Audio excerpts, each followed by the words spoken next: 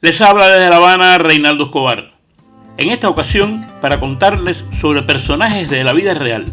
Quizás no todos hayan tenido igual protagonismo en la historia, pero todos han sido muy importantes para mí. Les contaré cómo los conocí y qué ha sido de ellos.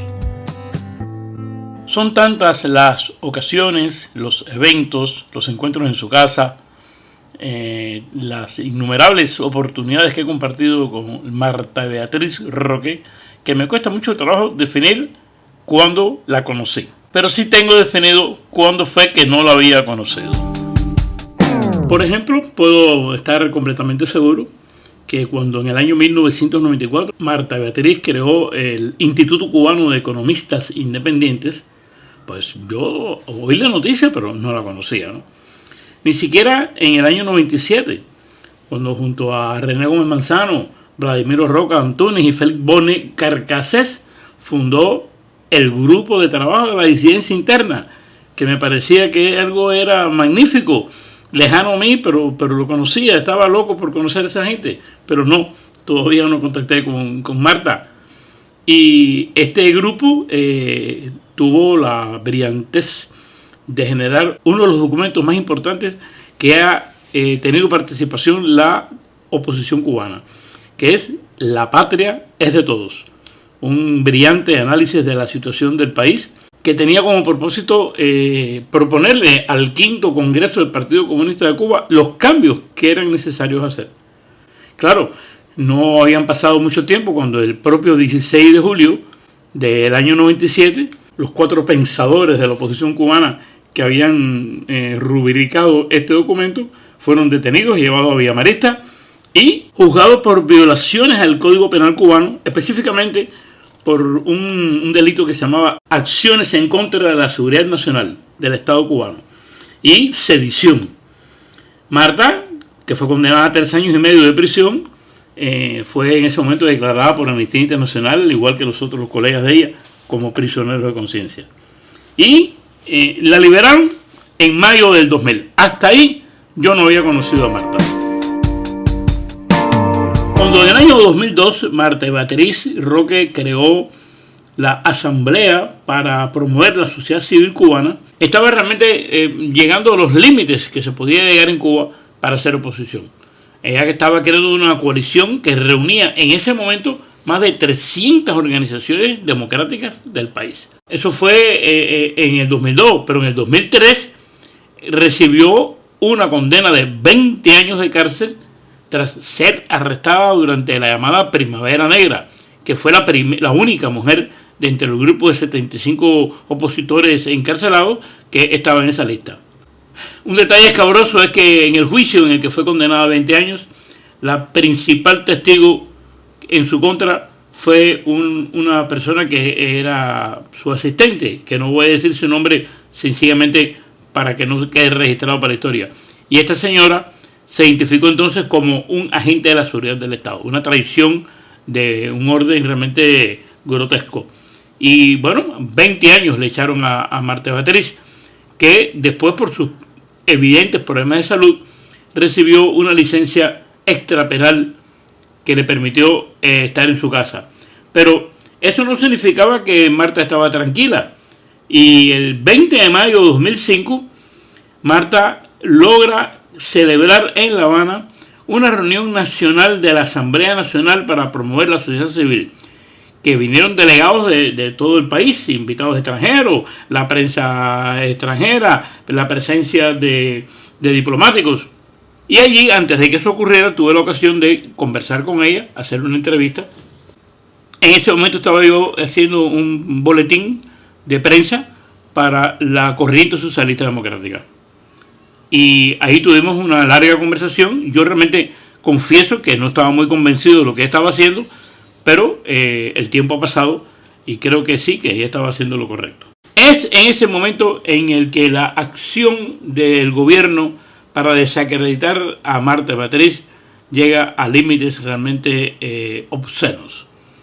Recuerdo que en ese momento el periódico Granma publicó un texto donde hacían pública una foto de supuestamente el refrigerador de Marta Beatriz Roque. Un refrigerador abierto que tenía nada, unas bolsitas de pollo, de picadillo, cosas realmente ridículas.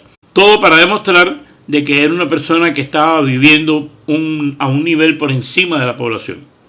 Recuerdo que un vecino, ya fallecido por cierto, que era una de las personas de los comités de defensa de la revolución en mi barrio, me encaró y me dijo: oye, mira, tu amiga Marta Beatriz, ¿viste? Ha salido en la prensa un refrigerador lleno de cosas para demostrar que es una persona que está mantenida por el imperio. Y bueno, a mí no se me ocurrió otra cosa que decirle a este señor: bueno, estamos en el año 2005 y el Producto Interno Bruto de Cuba ha crecido, según la prensa cubana, en más de un 11%. Así que me parece normal que los refrigeradores de todos los cubanos debieran estar como el de Marta Beatriz Roque. Otro episodio que se recuerda mucho de Marta Beatriz Roque fue una huelga de hambre que ella organizó junto con otro grupo de personas en el año 2012. Allí en su casa, en la calle Luis Esteves, entre Cortina y Figueroa, en el reparto Santos Suárez, se reunió con un grupo de opositores para realizar una protesta que consistía en una huelga de hambre en apoyo a las personas que estaban siendo violados sus derechos humanos en Cuba. Esta huelga de hambre, que fue realmente bastante conocida por la población, recibió una respuesta de los medios oficiales demoledora. Es decir, fue desmentida, diciendo que no, que era mentira, que no había ninguna huelga.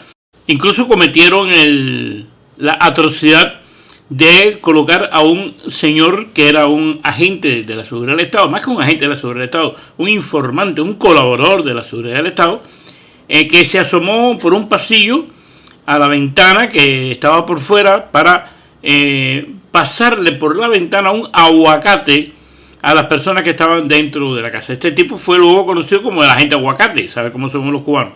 Y recuerdo perfectamente que eso fue filmado. Hombre, pero ¿quién filmó eso? Lo filmó la seguridad del Estado, con la intención de deslegitimizar esta huelga de hambre. Luego, Marta dio una explicación bastante convincente del asunto. Dice: bueno, éramos un grupo pequeño de personas que estábamos en la huelga, pero había otras personas que nos estaban apoyando allí en la casa, que esa gente sí comía, ¿no? Así que si el aguacate entró por la ventana, fue porque quiso entrar por la ventana, porque todo el mundo sabía que dentro de la casa había personas que estaban comiendo. Recuerdo, visitamos a Marta Beatriz, mi esposa, Giovanni Sánchez y yo. Fuimos a visitarla ahí a su casa. Ella estaba muy débil, una señora con muchos problemas de salud, y estaba en una cama acostada. Tuvimos la posibilidad de conversar con ella, de darle aliento, y además de eso, bueno, pues tratar de darle a conocer a la persona que las maniobras que estaba haciendo la dictadura para desacreditar esta acción eran movidas sencillamente con la peor de las intenciones. En septiembre del año 2014, entre las varias reuniones que tuvimos en lo que se dio a llamar el espacio abierto de la sociedad civil cubana, hubo un momento en el que se tomó la decisión de redactar 4 puntos esenciales, en lo que se sobreentiende que todo el mundo iba a estar de acuerdo. Uno de esos puntos era la liberación de los presos políticos. En ese evento tuvimos la presencia de Marta, que era realmente una de las personas que más podía aportar sobre ese tema, porque siempre se había dedicado a esa situación. Y recuerdo que sus precisiones sobre el asunto de preso político fueron trascendentales para entender cómo enfocar el punto. Ella apuntaba: hay algunas personas dedicadas a la política que están presos por otras razones, y hay algunos individuos que están presos por delitos comunes que se han politizado en la cárcel. Y entonces la definición de preso político generaba una discusión más allá de lo que cualquiera puede pensar inmediatamente. Dice: no, preso político, sí, es preso político, no es preso político. Los aportes de Marta en aquel momento fueron muy, muy lúcidos, muy interesantes. De hecho, la definición que movimos en ese momento fue decir: personas que están presas por motivos políticos. Eso se lo debemos a Marta, realmente su aporte fue muy esencial ahí. En el año 2015, Marta creó la Red Cubana de Comunicadores Comunitarios. Y tengo que decir, ya en esa época estaba fundado nuestro diario 14 y medio y tuvimos una colaboración muy estrecha. Y fue una oportunidad que tuvimos en nuestro diario de tener personas en varios lugares de la isla, de distintos municipios, provincias, que reportaban hechos que eran de interés periodístico. La más reciente acción que realizó Marta Beatriz Roque fue que ella creó una entidad que se llamó el Centro Cubano de Derechos Humanos. Este Centro Cubano de Derechos Humanos vino a sustituir la acción que venía realizando Elizardo Sánchez Santa Cruz en la Comisión Cubana de Derechos Humanos y Reconciliación Nacional. Todas sus informaciones, toda la colección de datos que ella realizó en este tiempo han sido de enorme importancia para la prensa independiente en general y para las instituciones que se ocupan de este asunto en el mundo. Marta Beatriz estuvo recientemente entre la vida y la muerte. Gracias a que pudo salir del país a recibir el tratamiento adecuado, pudo recuperar en parte su salud. Ahora está aquí otra vez en La Habana. Dice que no tiene intenciones de residir en otra parte.